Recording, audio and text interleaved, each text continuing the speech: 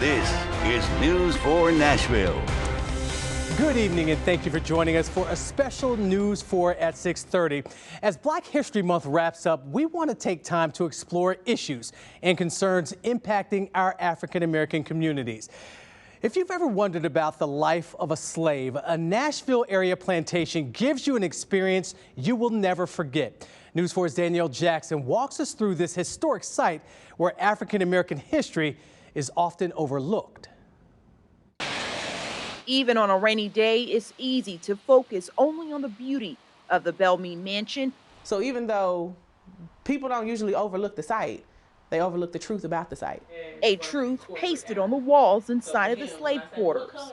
I think when you come to these spaces, you're able to see just how harsh life was for Black people at one point in time. Bridget Jones serves as the Director of Equitable Partnerships for the historic site, taking visitors back more than 100 years ago to the antebellum South. This was the cabin for Bob Green, who you can see pictured right here above the clock. Bob Green was the head hostler. She says historic sites like this are romanticized, used for celebratory events, and ignoring the harsh conditions of slavery. My goal is to bring it to the forefront. I don't think that this is an industry that should rest on comfortable stories. Stories with complicated histories themselves based on who was interviewing former slaves. In many cases, a lot of these interviews happened throughout the 1930s during the WPA narratives, which were taken by a large majority of white interviewers all throughout the South. But yet when you read these interviews, many of them will speak highly of the institution of slavery. However, around the same time, a set of interviews were done by people at Fisk University, which is a historically Black college.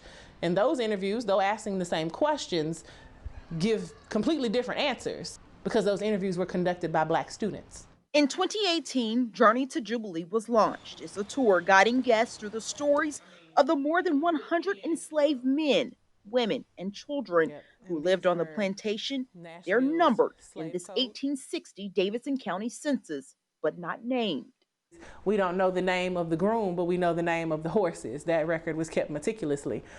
So there is more irony in just how divided this institution was and how unfair and unequal it was. A wide range of artifacts from that era gives visitors a sense of perspective for those who were brutalized on this land. This was an institution that was emotionally, spiritually, and psychologically demeaning and draining. Proceeds from the tour now goes directly towards scholarships, paying for students majoring in history at Tennessee State University. There's not enough people telling this story, especially right here in Tennessee, and I'm really happy that Belmead has given me the space and the opportunity to make sure that that happens. Giving the youth an opportunity to connect with the heavy truth of what happened here while reigniting the stories shaping the future.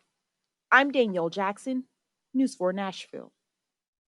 That story was pretty powerful. Danielle Jackson joins us now. And Danielle, what was it like for you to just walk through there and imagine what it was like living in those slaves' quarters?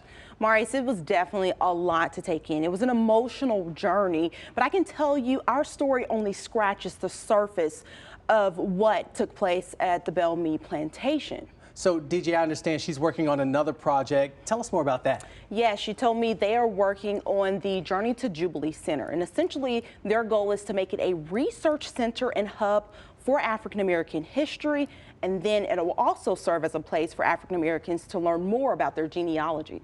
Knowledge is power. Danielle, thank you so much. Well, moving forward, banking is something that comes easy for all of us now, but for Black Americans, access to banking wasn't always an option, and one bank changed that. And now the oldest continuously operating Black-owned bank in the country is right here in Nashville.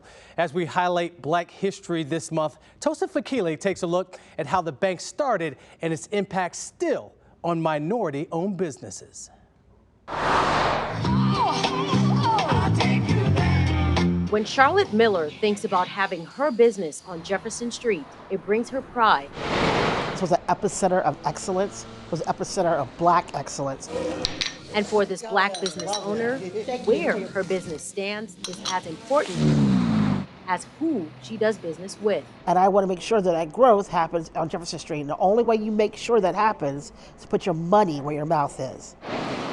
And that's here. We are the oldest Black-owned bank in the nation, founded here in North Nashville. Citizens Bank is a historical fixture on Jefferson Street. The bank is over 100 years old. The establishment of the bank in 1904 came of a place of scarcity. You know, there wasn't a place for black people to bank. They pulled resources in North Nashville to start this bank, which lifted the bank to create the assets, to lend money, to grow so people could buy homes, cash checks, buy groceries. About 90% of their customers are minorities, and their mission is still the same: serving the African American and minority communities, those underserved in the banking industry. Individuals and small businesses, especially in the minority groups, have a difficult time getting access to capital, primarily because of the fact that their current standing from a credit standpoint is lower than what a normal or a traditional bank would like to have. A hurdle Miller knows can be tough to overcome. But I can tell you right now that getting a loan, absolutely not. And I know other businesses aren't. You can see same ideas in gentrified neighborhoods, 12 South and East Nashville, getting scooped up by other people and doing the very same thing and money thrown at them. We need to be a partner with them to be, in a sense, provide them with assistance in terms of knowledge in order to be able to do what they would like to do and to do it well so that they can be successful. And Miller believes that partnership mindset makes a difference. They know my business, they use my business, and they also understand our goal. And we are in alignment with that goal and for this neighborhood. I'm Tosin Fakile, 4 News 4 Nashville. What a great story. Tosin Fakile joins us now. And Tosin, got to ask you this. What's the bank doing now to keep up with larger financial institutions and reinventing itself? Well, Marius, I talked to them about that, and one of the terms they've coined is renaissance. And they say it's a process they're using to reinvest in the North Nashville community and experiencing the growth that it does. They're trying to grow with the community as well. And something else to point out, the bank also hit a new record in 2021, generating $45 million in new loan production. And it's so important for a lot of these underserved communities. Tosin Fakile, thank you so much. Thank you. Welcome back. One started nearly 6 decades ago, while the other is currently embracing her passions. They're both black women, separated by generations, who are activists for civil rights. In honor of Black History Month, we take a closer look at their journeys and found that through the years, the fight for change hasn't changed. Their feet soar, their voices hoarse, their struggles substantial, all in the name of civil rights. Kathleen Kirkwood's passion for activism started at 17 on April 4th of 1968. And my sister and I were at the jury counter, and we overheard that he had been assassinated. It was the death of Dr. King that transformed Kirkwood from a Memphis high school student to an activist for civil rights. What Dr. King fought for now became her fight. In that process, I joined the Freedom Choir. I did went to a lot of rallies, and as time went on, I participated in my very first march with my father. As Kirkwood sat draped in the original blanket she was given to keep warm on those freedom marches, she reflected on the issues that drew her into the streets: civil rights, police brutality, equality, and criminal justice. At 71, I'm just as much an activist today as I was when I was 17 years old. It made me realize that I can't say that I had a calling, but I knew that I could, and I felt that I must make some changes and differences. And the only way to do that was to become active and use my passion to try to create a different kind of world. In all his 67, 70 years of living, he's never went to school with a white person. And I feel like that makes me realize that these times weren't that long ago. 17-year-old Jasmine Teague is an activist who learned about civil rights from her granddad. He helped build churches in Atlanta, the cradle of the civil rights movement, and met icons like Rosa Parks and Coretta Scott King. Speaking with him made her realize something. Some of these people who hated people like me and like people like my grandfather are still living to this day, it makes me realize like how much like we still need to push for change within our society. I want to see an America where diversity, inclusion exists in equity within all forms, whether that be social, cultural, and like governmental and political. From Dr. Martin Luther King Jr. to George Floyd, and from Jasmine Teague to Kathleen Kirkwood, the names may have changed, but the struggle for civil rights, police brutality, equality, and criminal justice within the African American community has stayed the same. But with every chant, with every step, with every struggle, it's the hope that's remained unchanged, and so the fight continues. If you really believe like this is right, and like I'm doing the right thing for our nation, keep going. May 2nd, 1968, I got on a double-decker bus called the Freedom Train, the first caravan of the Poor People's Campaign. Kirkwood has written a children's book called Ain't Gonna Let Nobody Turn Me Round, the title taken from a freedom song. It documents her life growing up as a teenager during that time.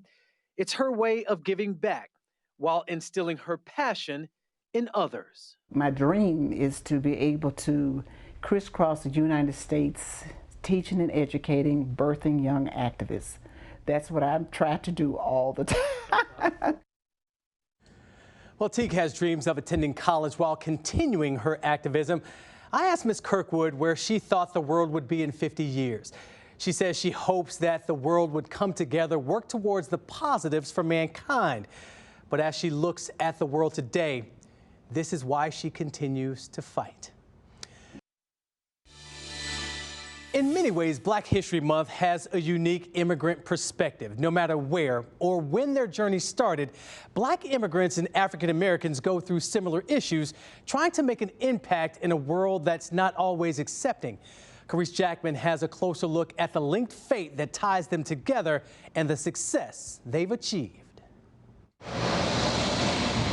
Walk into the Nashville Farmers Market on Rosa Parks Boulevard, and chances are you'll see Martha Lupai and Alex Sequat standing at the counter of A&M Marketplace. We actually do a lot of local brands. We have also international products from different parts of Africa, Asia, India. A fusion of cultures, just like their own identities, both from Africa, now American citizens. We came with nothing. When we came, we only brought our clothes, our bags, and what we have. So God has been good to us, and America has been good to us. So you drink coffee? A similar blend is on showcase at the Nashville Black Market with Jonathan and Christopher Oye, owners of Oye Coffee. I used to travel around the world and try different coffees, meet different farmers. Their father is Nigerian, their mother African American. Just seeing the both backgrounds of being an immigrant and then the other side of it, I just feel like that it's very important for us to just highlight that each and every day that we're in business. They know the hurdles Black immigrants face. It's hard to get as a business owner, some other funding. It's hard to get some opportunities like other businesses. I think we're quite a significant player in this nation. Yoliswa Kumalo Hedabe is the director of narrative and media for Undocumented Black Network, a group of current and former undocumented Black people who help provide resources to immigrants who oftentimes face political and cultural hardships. Over the summer, we all saw the spillover of some of the detention issues that are happening as it pertains to Black immigrants, and we saw it through the abuses that were witnessed happening to Haitian immigrants at the border. And so that is actually the tip of the iceberg of the many, many issues within the immigration system. A system plagued by controversy, and one people we spoke with say can be misunderstood. I think it's just being more aware of like the culture, how to educate others about the background and different cultures. We bring a lot to the table, and I just want people to understand that, let them not see us as, for example, people who are here as takers, but as contributors to the economy. Contributions people of African descent have made for centuries throughout America's long history, whether they arrived hundreds of years ago or within the last decade. And I want all Africans that are brought or here or born in Africa or born in America, I want them to know that we are one. And they do bring a lot to the table. Carice Jackman joins us now to talk more about her story. And Carice, the challenges are obvious that these groups have gone through, but what changes are they hoping to see to maybe make things easier for others in the same situation? Yeah, Mars, well, they're hoping that their change comes in Congress, you know, between voting rights and immigration. Hadabi, who we featured in the story, says the challenges that immigrants, Black immigrants and African Americans still face are very prevalent and very similar. So what they're hoping for is that Congress passes more inclusive immigrant rights that can really make a pathway towards citizenship a lot easier. And Carice, this is not just about making money. These immigrants want to be American citizens. Absolutely. They work hard and they really want to make a difference in our society. I mean, if you just think about my family, my mother and father both immigrated here in 1982. Some of my family members came with $15 and a suitcase. And they tried really hard to get that pathway to citizenship. But like they told me, sometimes it takes 5 years, sometimes it takes 10 years. Then you have to get sponsorships. And that could be expensive, and it's only getting higher in pricing. So those are the things that they really want people to understand, that citizenship sometimes takes a long time for people, but that does not mean that they do not want to come here and do well and contribute to American society. Carice Jackman, thank you so much for sharing your story. Welcome back to the show. For many, owning a home is part of the American dream, but the rates at which some minority groups own homes remains low all across the country. Brittany Weiner spoke with a local realtor trying to change that here in Nashville. Closets right here. Anita did a great job of helping us pick that out. Jessica Williams' father instilled a love of real estate in her at a young age. And after she graduated from Fisk University, she took on the world of real estate. One of my absolute greatest accomplishments with InvestSmart today is being able to help young, beautiful African-American people make excellent moves in real estate. Increasing Black homeownership in Nashville has been the main goal for Williams since day one. And she says it all starts with education. We're always trying to position everyone to win and get into the best financial position. Williams not only educates her clients on how to start their home ownership journey, but also works with those wanting to get into the real estate industry. And it's important that we all are being taught this, because for me personally, I've always had an interest, but I felt as though I didn't know it was this tangible. By telling people who look like me about this, and so it can bring about a change in our community. The mission is important. According to an NPR analysis of Urban Institute data, in 2019, nationwide, the Black homeownership rate was about as low as the 1960s, which is when private race-based discrimination was legal. No, I don't find it surprising at all, because honestly, nothing has changed. Anita Lorraine Garrison Cruz is a realtor with Williams Brokerage and says more should be done to make sure everyone is getting a fair shot. Changes she's slowly starting to see. I recently took a client to the bank, and they asked specifically what was the ethnicity, age, and so forth, because now they're actually having to have a survey done so that they can keep track of the minorities that are going into banks for home ownership and that are getting denied. Williams and her fellow realtors also work with local lawmakers to educate themselves about the ins and outs of development, with hopes to fulfill their mission of more affordable housing and more Black homeownership in our city. For News 4 Nashville, I'm Brittany Weiner. That's going to do it for us tonight for this Black History Month edition of News 4 at 6:30. Thanks so much for joining us. We'll see you again tonight at 10 o'clock.